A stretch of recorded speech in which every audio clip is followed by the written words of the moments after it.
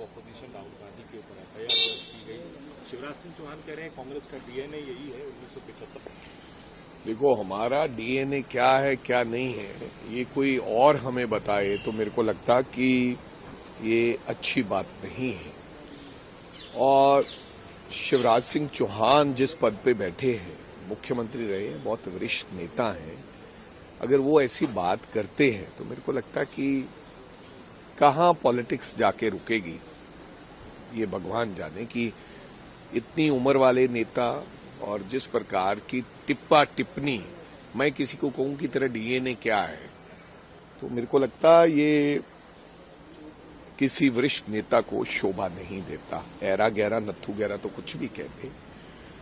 दूसरी बात, जहां तक पार्लियामेंट की बात है, मेरा तो पहली बार का अनुभव है। विधानसभा में हम जाते थे, हमने सुना कि देश की लोकसभा में जाएंगे तो पता नहीं क्या सिस्टम होगा, लेकिन यहां तो किसी प्रकार का कोई सिस्टम ही नहीं है। जैसे पूरा देश बीजेपी ने कैप्चर कर रखा है, सब संस्थाएं इंस्टीट्यूशन कैप्चर कर रखे हैं, ऐसे पार्लियामेंट भी कैप्चर कर रखी है।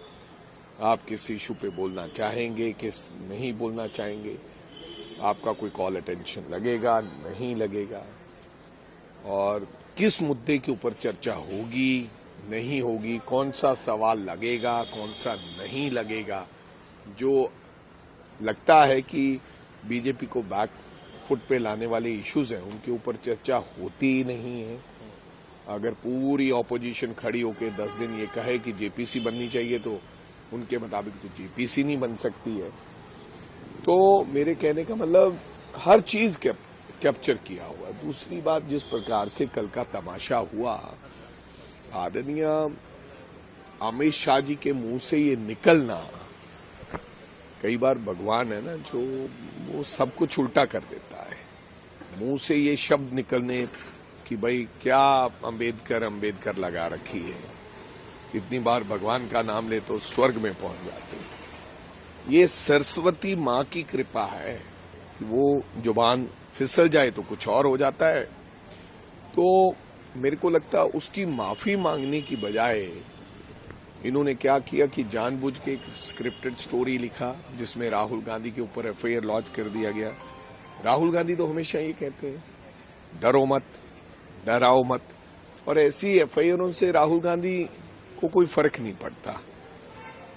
जहां तो कोई फुटेज दीजिए कि राहुल गांधी ने धक्के मारे और आदमी गिर गया, आपके पास फुटेज कोई है नहीं है। पार्लियामेंट के चप्पे चप्पे पर कैमरेज लगे हुए हैं, इसके बावजूद भी आपके पास कोई सबूत नहीं है। आपने एमपी साहब का मुंह ढका, ले गए हॉस्पिटल में, आईसीयू में रखा, बताया नहीं क्या हुआ क्या नहीं, कितने टंके लग गए, कहां से क्या गिर गए हैं, क्या फट गया है। मोदी जी का भी फोन आता है। तो मेरे कहने का मतलब कि राजनीति में बहुत गिरावट आ चुकी है, जो नहीं होना चाहिए। पहले ऐसा नहीं होता था। देश के अंदर ऑपोजिशन का बहुत सम्मान होता था, चाहे वो कांग्रेस के सामने की बीजेपी की ऑपोजिशन होती थी, चाहे बीजेपी के सामने कांग्रेस की ऑपोजिशन होती थी। अगर कोई ऑपोजिशन का नेता घर आ जाता था या काम कराने के लिए, सबसे पहले जो सत्ता पक्ष होता था उसका काम करता था।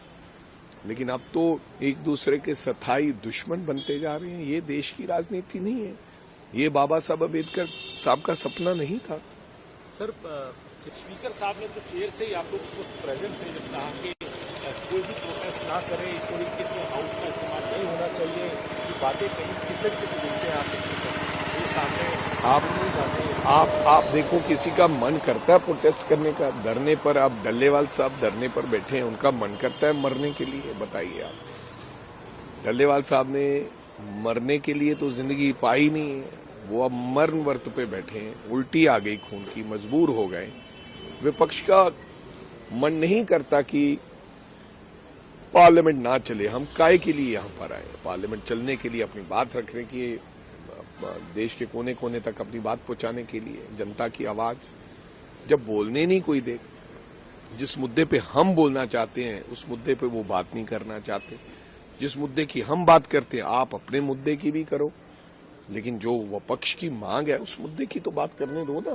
तो उस पे ऊपर अगर चर्चा ही नहीं करने दोगे, बड़ा मुद्दा है, उद्योगपतियों का मुद्दा है, देश की 100 करोड़ जनता का मुद्दा है, स्टेक पर है जनता का पैसा और जनता की देश के लोगों की जो संपत्ति है।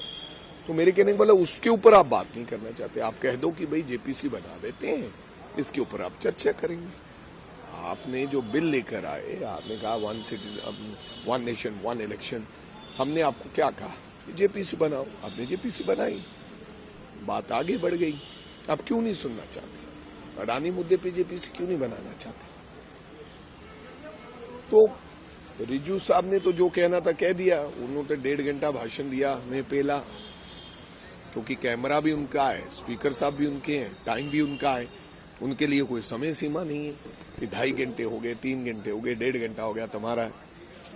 कांग्रेस का अगर कोई वक्ता बोलता है उसको डिस्टर्ब भी करेंगे, उसके लिए समय सीमा भी है कि 5 मिनट ही है भैया आपके पास।